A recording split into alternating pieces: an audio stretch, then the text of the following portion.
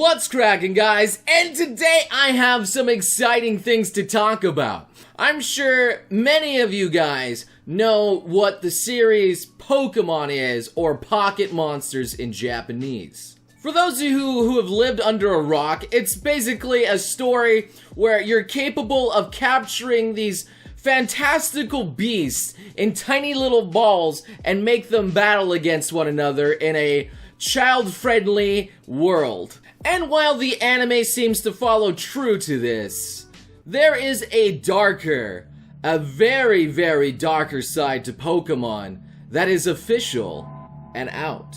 I am talking about the Pokemon Adventures manga. At first I was just like, this is gonna be an enjoyable read, you know? I get to read some cute Pokemon stuff here, you know? What could possibly go wrong? Oh, things went wrong.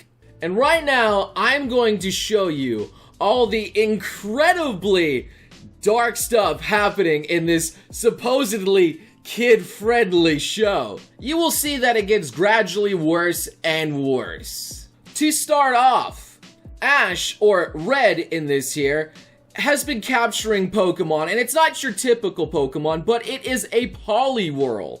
And inside the Pokeball, you can see a living Poliwhirl. However, Nintendo has been on record to say that inside of a Pokeball is a Pokemon's paradise, so to speak. Its own little pocket dimension where it is perfectly able to relax and enjoy itself. But the manga here is basically saying they're trapped inside of a ball to wait for their turn to get out and for battles. What's more, they can even see outside of the ball and react to one another. Very strange. So it's no wonder that they want to break out of their balls and run away. It's also worth noting that Pokemon do poop in this world, and pooped on Professor Oak's face. I don't really think that's dark, I just think it confirms that Pokemon do have bodily functions. But anyway, let's get to the real meat here. As Red and Professor Oak were chasing after the Pokemon, he came across a wild Machoke, who was ready to bash their skulls in and kill them. To just tell you the threat level of this, compare it to like a gorilla, but not just a normal gorilla, a super gorilla. A Pokedex entry saying, Machoke's thoroughly toned muscles possess the hardness of steel. This Pokemon has so much strength, it can easily hold aloft a sumo wrestler on just one finger. Basically, to put here, this thing can flatten Red into a tiny pancake in an instant. So yes, Pokemon are quite readily and willing to end children's lives. But what about the other way around here? What if children are ready to end Pokemon's life? Well, in this Blue is willing to do the same just to capture a Genghis-Khan. In fact, he was ready to hurt it so much that he was putting the baby it had in danger. But even after learning of the baby, Blue is still upset, saying, I still wanted to capture it, even if he did kill or harm a baby Pokemon. So yes, we go from ending the lives of children to ending the lives of baby Pokemon.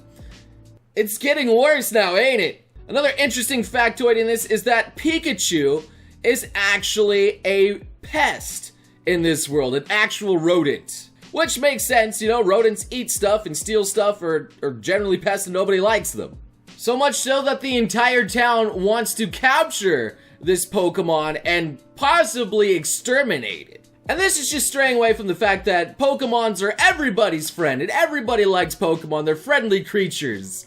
Like, no, some of them can be quite jerks. Moving on, Red's Poliwhirl did an ice beam on a rock and broke it apart. The poor Graveler got shattered into bits from a battle. Now, it is known that Geodudes do have their rocks chipped away over time, so if this is fatal, I can't quite say, but this is absolutely mutilating a Pokemon to quite possibly an unrecoverable state. Just showing you the intensity of these battles. To further showcase this, Red did in fact capture the Pikachu, and it used a Thunderbolt on Onix, which defeated it and broke its body apart into several different pieces, to which the Pikachu is dancing and celebrating its good work. And again, I'm not quite sure if this one is fatal either, considering it's a rock kind of Pokemon. Maybe it can connect itself back together, who can say, but it looks pretty devastating. And you would think that they would become best buds after this little showcase here. No, Pikachu is still a jerkwad and just like shocking poor Red, just because it thinks it's funny. And this is coming from the company's mascot Pikachu itself. It not being that cuddly little creature that everybody loves. It's quite the upturn. Another shocking development in this manga is the fact that there is blood. I don't think I've ever seen blood in the child-friendly Pokemon anime or in the game. But in the manga, Misty, a girl, is bleeding and wounded from this Gyarados, who is likely going to kill her. But thankfully, it didn't quite go that far, as Red stepped in to save the day, and he even said, yo, wanna try double dating? Now, I don't know about you, but it seems like Red actually is interested in females, which is a huge step up from the child-friendly. He actually is attracted to girls. I just wanted to point that out. Another thing that's quite different and that I see from the games and also the anime is the fact that Red was capable of catching this Gyarados. But that's not the weird thing. The weird thing is that it actually already had an owner, and that was Misty herself. She's the one who originally caught this Pokemon, yet he was capable of using a ball to capture it himself. So that means you can defeat a Pokemon trainer's Pokemon and then steal it for yourself with a Pokeball, swapping owners of it. Now that opens up a huge kind of terrible possibility of people stealing each other's Pokemon after battles, in this world anyway. Now this part isn't really dark, except for the cave that they're in right now, but is that a Pikachu? Ain't Mickey Mouse was an actual line from this. So, apparently Mickey Mouse exists in this world. That's interesting. But regardless, this next little bit here is likely to blow you away. And that's the fact that drugs exist in this world, where a Team Rocket member pulls out a syringe and injects it into a Rhydon and makes it a Rhyhorn. That's right. There is now drugs in Pokemon. Now, not to say below that there wasn't stuff that you can give your Pokemon to enhance it, such as, you know, like Zinks or other sort of items that you can give it to temporarily boost its stats, and even rare candies, you know, where they can grow up a level. But no, they straight up used a needle to inject into a Pokemon's bloodstream to force it to transform. No candy, just straight drugs. This series is starting to get a little more hardcore than Shonen. I think it's way more hardcore than some Shonen series out there right now. And another darker, but at least a little more light-hearted tone, is that Ash does, in fact, do some groping of Misty. And that's not something you usually see in Pokemon, any sort of that. No, you see flirting from Brock usually, but never any direct touching of anything. And just a weird thing that I also wanted to point out is that Misty in this is also apparently really rich and possibly even a princess. Yeah, that caught me off guard there. I'm like, what? But anyway, moving on. It also brings up a very interesting fact in Pokemon, and that is, what do wild Pokemon eat? The famous scientist that made the storage system, Bill, had his little mishap with the Rattata, and he was in his body when a Fearow picked him up, likely to eat him for dinner. So this is introducing the fact that Pokemon eat other Pokemon. And let me just tell you about the ferocity and seriousness of some of the battles, such as Fearow getting ready to use a Drillbek on the Poliwhirl, and it being impaled with blood Yeah. Yeah. But don't worry, that was just an optical illusion and it froze its beak. But still, quite the shocking image to show to the children of Pokemon who enjoy this series.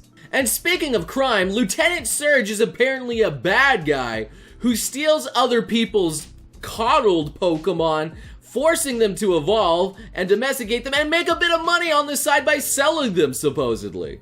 They even chain up their Pokemon that they can't contain in pokeballs.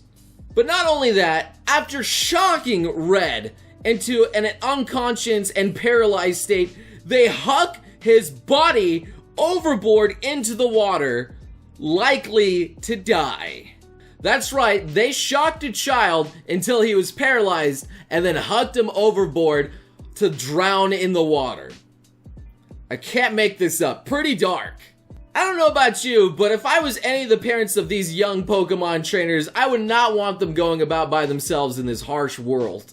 But anyway, moving on, there was also an instance of Red using his Bulbasaur covered in honey as bait for a Snorlax to eat. Which the Snorlax apparently does eat Bulbasaurs. Again, enforcing the fact that Pokemon do in fact eat other Pokemon to survive. They don't just eat those weird pellets that you always see. No, they go after meat. Are you disturbed yet? A little bit unnerved? Well, I'm just starting because we're getting to some of the messed up parts. Lavender Town, everyone's favorite place in the original Pokemon Red and Blue. Quite famous for having the Pokemon graveyard. Well, this manga takes it a little bit far. Red sees a Psyduck, but it's not just the normal Psyduck. It's actually a zombie Psyduck. You can even see its bones and everything, and when Red goes to attack with his Bulbasaur, it gets stuck inside of the Psyduck's head. That's right, it actually cuts into a Pokemon. But not just any Pokemon, a rotting Pokemon in which it shows the Psyduck actually's rotting body and falling to the floor. So yeah, it's getting messed up, but that's not where it ends here, lads. They're being controlled by a ghost Pokemon, and even a human is being controlled by the ghost Pokemon Blue, his rival. Now, humans being controlled by ghost Pokemon is not really new. It happened in the games where you have to beat them in a Pokemon battle to dispel them. However, in this game, not only does Bulbasaur beat them with a solar beam, but it actually blasts them to Sky Haven here. It actually just annihilates it by blowing open the wall and definitely destroying that ghost Pokemon. So it's showing that attacks do mean serious business, such as Venom from a Pokemon is capable of changing a man into yogurt. That's quite disgusting and quite the image. But yes, Team Rocket is a serious threat in this world, especially since they have no qualms about enslaving a child for the rest of his life and, in fact, killing them. But what happens next is something that I have never seen in Pokemon ever. And that is an actual death of a Pokemon shown on screen being sliced in half. Sure, there was Cubon's mom, but she was dead off screen, you know, and everything else was just like graveyards before. But no, this is an actual Pokemon being sliced in half and killed. And what's even worse is that this person in Team Rocket here has a Golbat recalled into his Pokeball where he squeezes it before it's fully inside and possibly killing it. Further showcasing that a Pokeball is not necessarily a very safe device. So yes, there was all the incredibly dark stuff in Volume 1, and I can continue going on showing you just how dark this manga really gets, because it does get worse. Oh, trust me, it gets worse, but there's so much to talk about, and I just don't have the time to do it all. However, if you guys did enjoy seeing a darker side to Pokemon and would love to see more, definitely smash that like button. Let me know that you want to see more and subscribe as well. So once again, thank you guys so much for watching, and I hope to see you beautiful sons of guns again next time. Possibly for some other shocking things in manga. You crazy mother...